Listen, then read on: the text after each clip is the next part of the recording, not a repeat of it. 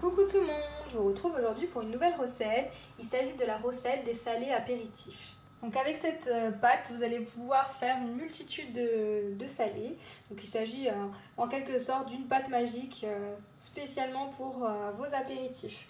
Donc pour cette recette, il nous faut 500 g de farine, une cuillère à café de levure chimique, 3 portions de fromage type vache qui rit, ça peut être également du Saint-Maurès, du fromage frais.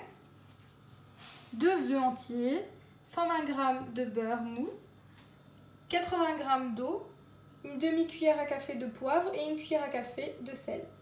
Alors pour cette recette, vous allez tout simplement mettre l'ensemble de vos ingrédients directement dans le bol.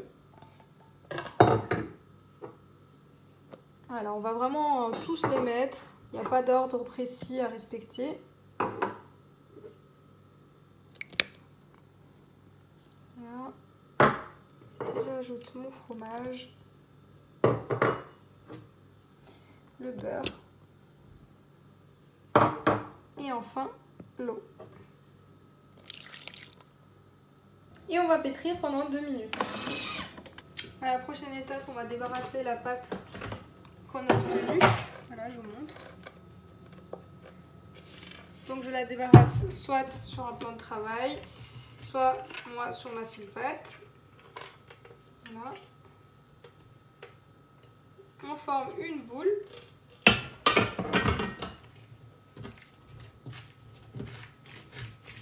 Donc elle est bien souple. Vous allez voir, avec 500 g, on va pouvoir faire plein de modèles. Et c'est toujours agréable de pouvoir poser sur la table des apéritifs salés qu'on a fait nous-mêmes. Voilà. Donc là, j'ai formé ma boule. Je vais venir m'aider de ma spatule afin de diviser ma pâte en à peu près 4 pâtons égaux.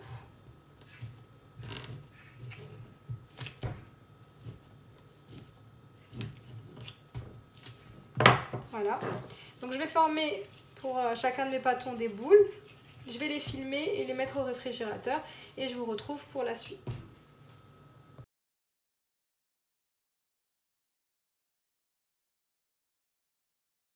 Voilà, je prends ma première pâte que je vais venir abaisser assez finement, donc soit sur un plan de travail légèrement fariné, soit sur une sile-pâte.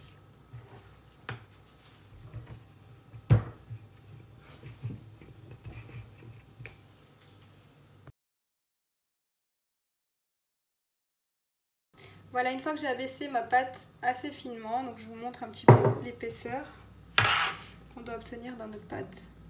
Donc elle est assez fine. Je vais venir saupoudrer de graines de pavot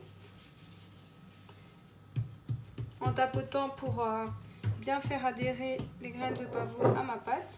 Et on va remettre aussi un coup de rouleau. Et également des graines de sésame dorées.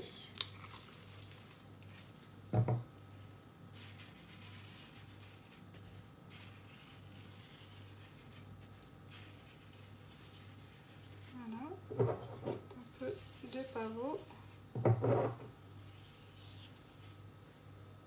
Une fois que j'ai mis mes graines de pavot et de sésame, je remets légèrement un coup de rouleau afin de faire adhérer mes graines à ma pâte. Voilà, pour que ça ne bouge plus.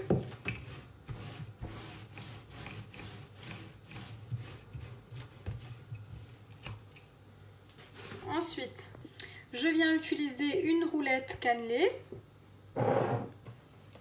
Donc je retire un peu les bords. Hop, afin que tout soit cannelé. Et on va faire des bandes. Donc les bandes d'à peu près 4-5 cm, je dirais.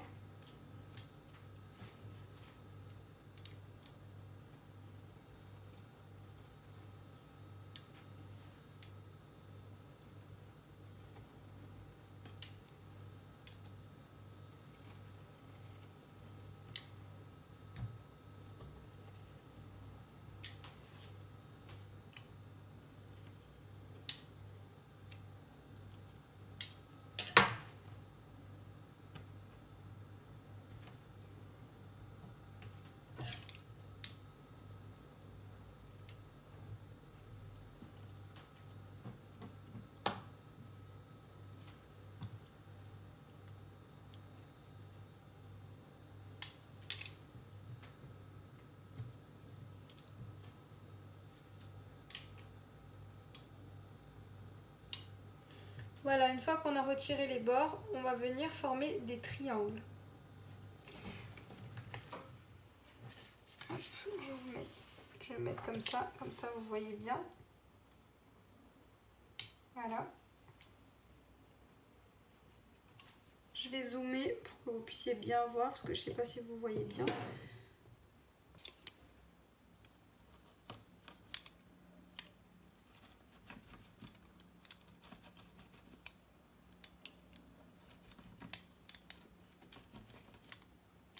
Voilà, donc je vais faire des triangles avec l'ensemble de ma pâte et je vous retrouve pour la suite.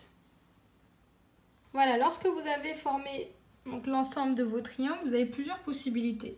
Soit vous les déposez tels quels sur votre plaque de four préparée, de papier cuisson ou de cile-pâte, ou bien vous avez la possibilité de former un espèce de croissant. Donc je vais vous montrer comment.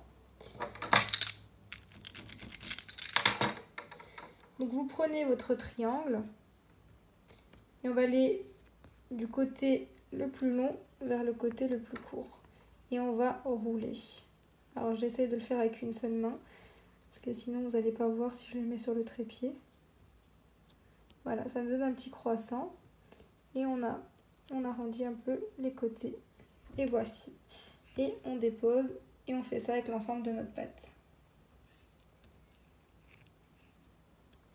Voilà, on prend notre triangle du côté le plus long vers le plus court et on roule et on dépose.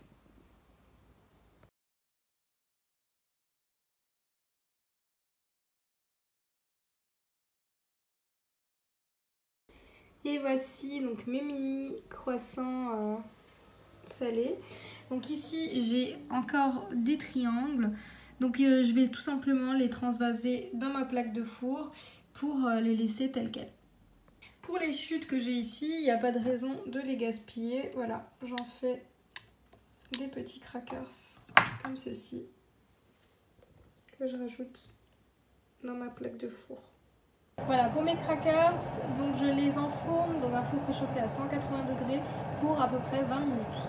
Pour la suivante, je viens de la sortir du réfrigérateur, j'ai retiré le film et je vais la mettre dans mon bol. Je vais rajouter à ma pâte une cuillère d'harissa, donc selon les goûts, une cuillère à café de ketchup. Voilà, une fois qu'on a rajouté notre ketchup, on va rajouter de l'origan. Ça, c'est vraiment selon les goûts. Hop. Et on va venir mélanger le tout.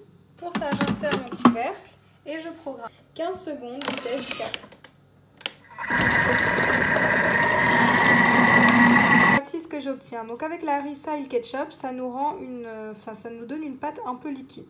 Donc pour ça, je farine mon plan de travail, je débarrasse ma pâte et je vous retrouve.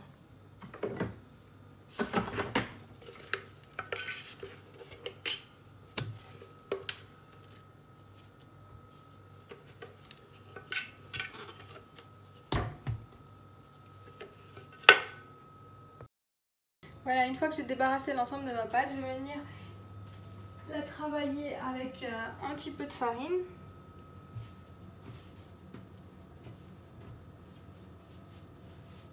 Afin qu'elle ne soit plus collante.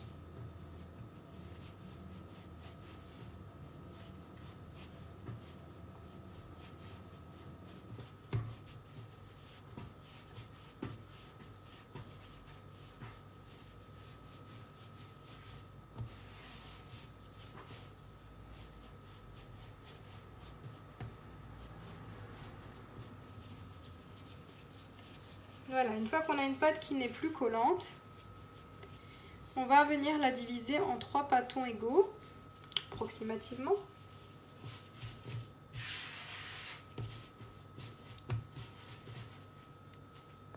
Pour ça, je prends ma super spatule et je divise. Voilà. Si on voit que ça colle encore un petit peu, on n'hésite pas à fariner le plan de travail.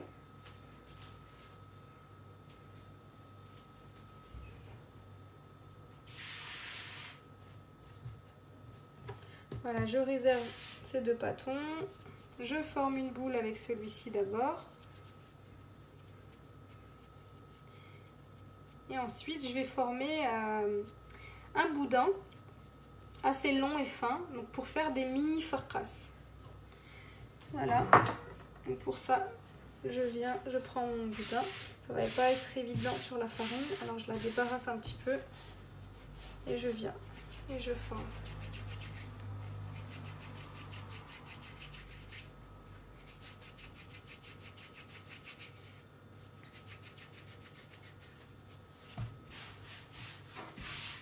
Alors comme la pâte est un peu farinée, c'est pas évident de former le boudin, c'est pour ça qu'il faut qu'elle soit un peu...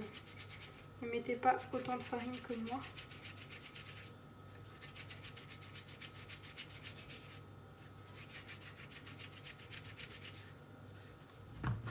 Je réserve le temps de retirer un peu la farine. Je prends mon deuxième pâton et je réitère l'opération. Donc je forme premièrement une boule et ensuite sur mon plan de travail je viens former un boudin. Alors celui-ci c'est le contraire, la pâte elle est trop collante, alors je vais refermer ma boule.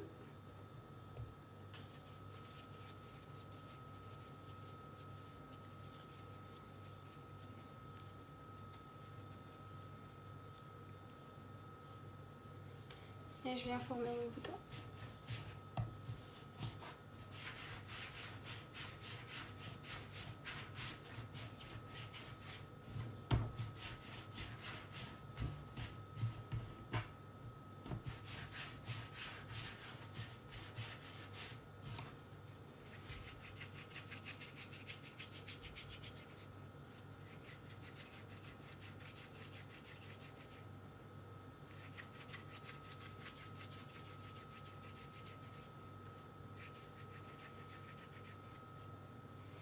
Voilà ce qu'on doit obtenir.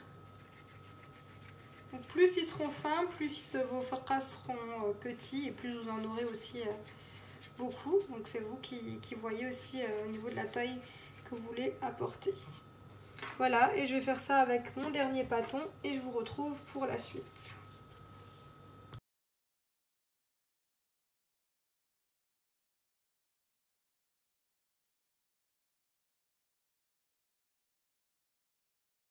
Et voici ce que j'obtiens. Donc celui-ci était trop grand, donc je l'ai coupé. Et donc celui-ci est né. Donc là je vais les filmer individuellement et les mettre au réfrigérateur, enfin plutôt au congélateur, pendant au moins 1 heure.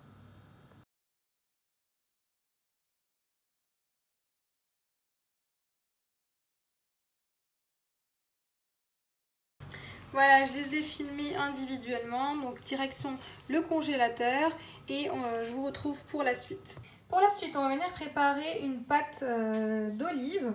Donc ici, j'ai 80 g d'olive noire dénoyautée et 20 g d'huile d'olive. Donc j'ai mis mes olives noires à l'intérieur du bol. J'ai également mis une cuillère à café de thym, c'est facultatif, avec mes 20 g d'huile d'olive. Et on va venir mixer le tout pendant 15 secondes, vitesse 6. Donc voici ce que j'obtiens. Donc j'hésite pas à racler les parois du bol et à venir remixer une nouvelle fois pour avoir de plus petits morceaux.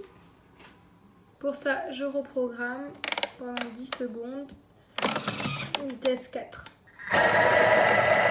Voilà, je transvase ensuite la pâte d'olive dans un bol et on passe à la suite. Et voici pour la suite, donc sur un plan de travail légèrement fariné, on va venir abaisser notre pâte en rectangle. Donc pareil que tout à l'heure, assez fine tout de même, pour obtenir des crackers bien craquants.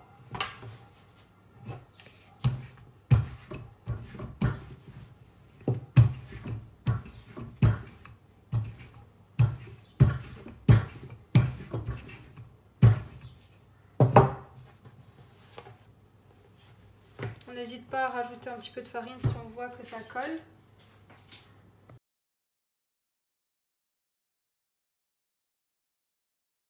Voilà, une fois qu'on a abaissé notre pâte le plus finement possible, on va venir couper notre pâte de façon à former un rectangle. Et pour avoir aussi des rebords nets. Donc avec les chutes, bien sûr, on fera quelque chose.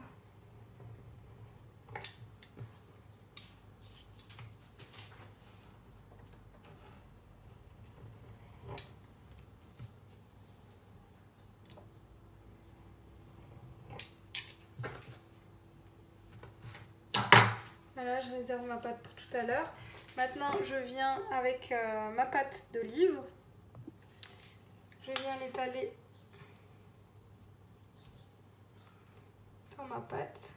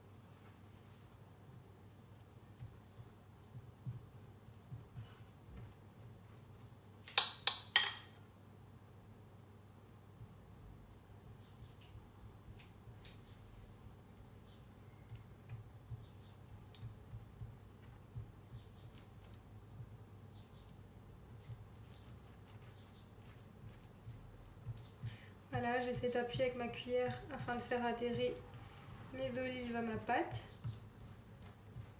Et je tasse bien. Voilà. Une fois qu'on a fait ça, on passe à l'étape suivante. Pour l'étape suivante, on va venir rouler notre pâte.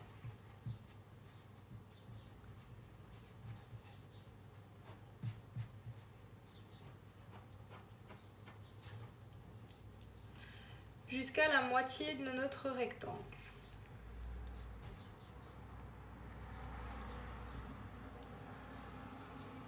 Voilà, là je suis à peu près à la moitié. Et de l'autre côté, je viens rouler et de cette façon, on va former un petit palmier. C'est assez sympa.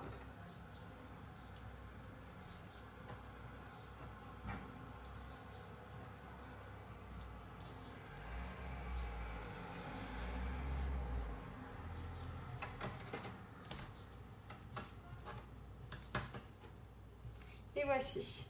Donc maintenant cette pâte, on va la filmer comme tout à l'heure et on va la mettre au congélateur pour aussi 1 heure.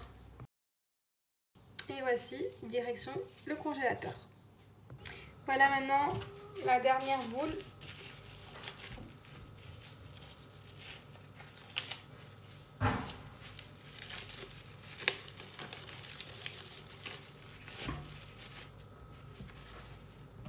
Voilà, que je viens également abaisser sur un plan de travail légèrement fariné.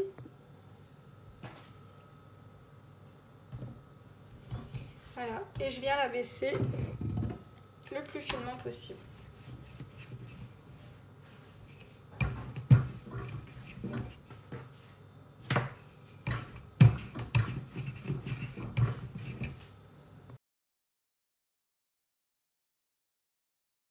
Voilà, lorsque vous avez abaissé votre pâte le plus finement possible, on vient découper les bords pour avoir quelque chose de net. Donc on va garder les chutes pour les additionner avec les chutes qu'on a récupérées tout à l'heure.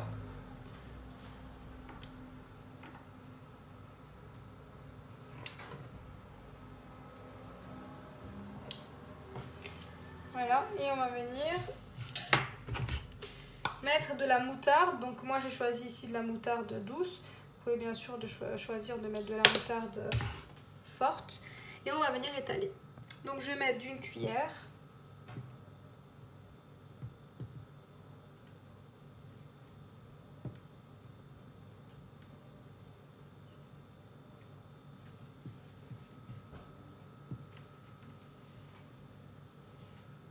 Je viens ensuite saupoudrer de fromage.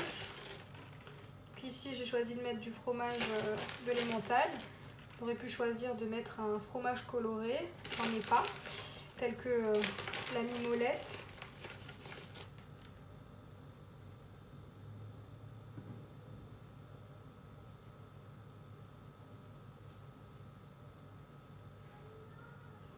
Voilà.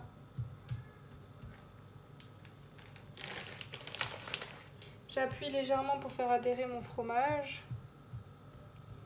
Et à l'aide de la roulette, on va venir couper des traits. Voilà, je viens faire des bandes d'à peu près 2 cm de largeur.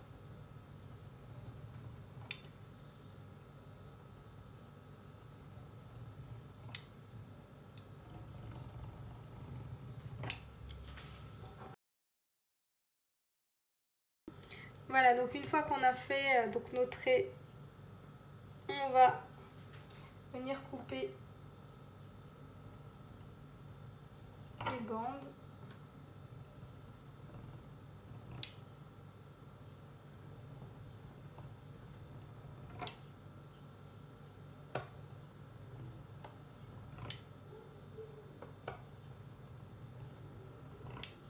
Voilà. Et ensuite, on va venir former. Donc pour ça, je prends et je tourne 2 fois. Et je viens déposer sur une plaque de four préparée de papier cuisson. Voilà, je vous remontre. Voilà, je viens former mes torsades. Et je dépose sur ma plaque.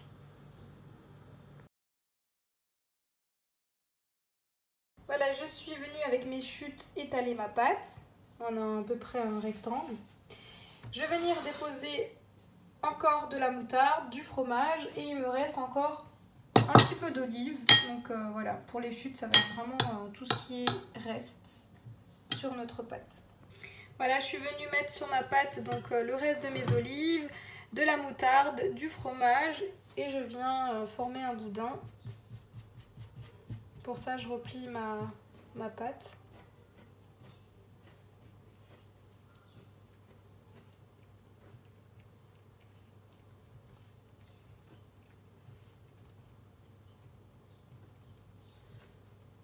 Voilà, comme ceci.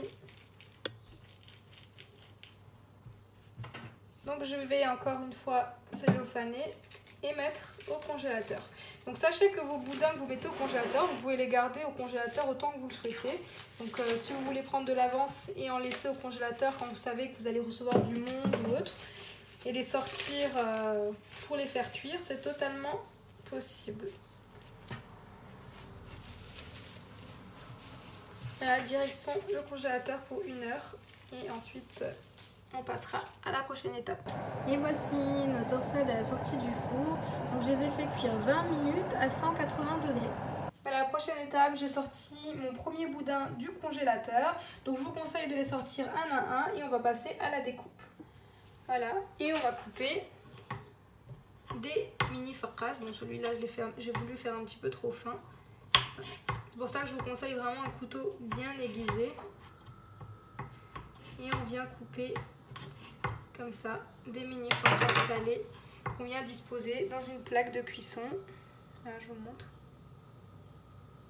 Donc je vais disposer tous mes mini farkas dans une plaque de cuisson et on se retrouve pour la suite.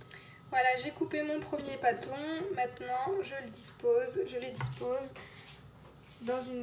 sur une plaque de four préparée soit de papier cuisson, soit de silpâte.